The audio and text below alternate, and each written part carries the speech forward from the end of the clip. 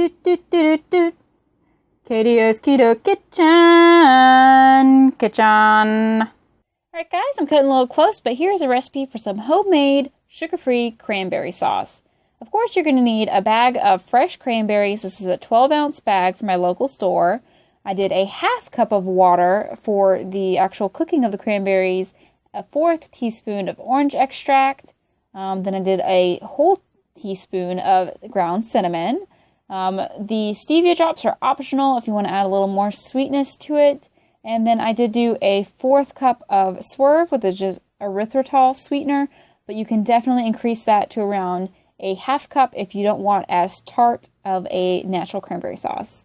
First thing you're going to do is put that pot on a medium heat. You don't really need to cook it too high. You're not trying to burn them. You're just trying to boil them. And the main goal here is to just let the cranberries start to cook down. What they're going to do is when they heat up, the berries themselves are actually going to start busting open. They're going to burst. That is the goal here. You can see them jumping around a little bit. That's the skins popping open as they're getting hot. And like with any jam, this is just a waiting game for the fruit to cook down. So we're just going to let them boil away.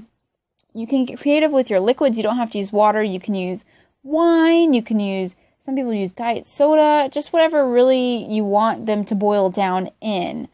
Once they start looking cooked enough, it doesn't take crazy long. Go ahead and add that erythritol sweetener. Again, I did a 1/4 cup. I left them kind of tart. You can increase the sweetness if you want. And then I added the teaspoon of the ground cinnamon. That's just the seasoning I decided to go with. The 1/4 teaspoon of the orange extract. This is really strong. You really do not need a lot of the orange extract. And then this optional is where you can add, I did about 10 drops of the liquid stevia I have in the cabinet just to maybe boost up the sweetness a little bit and get rid of that tart. And then from here, the only other thing you really have to do is let them cook down. You can occasionally start pressing them. You can use a fork and press them against the pan if you want.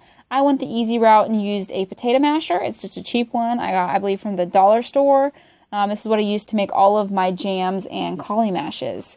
But yeah, it's a waiting game. Let it reduce down. It's going to cook down into a nice, thick cranberry sauce.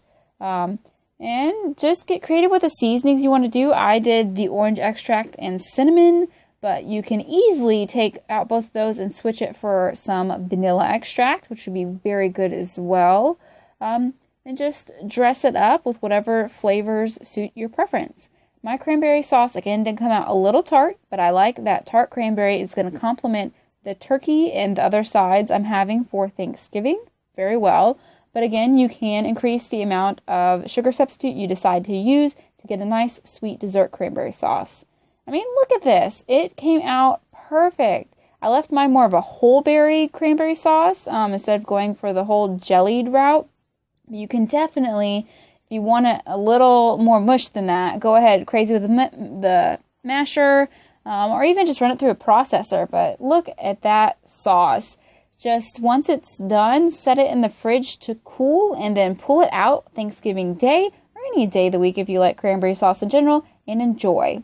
I hope that somebody found this recipe helpful, and until my next video, just remember to hydrate, satiate, and celebrate throughout your day. And I'll talk to you later, guys. Bye!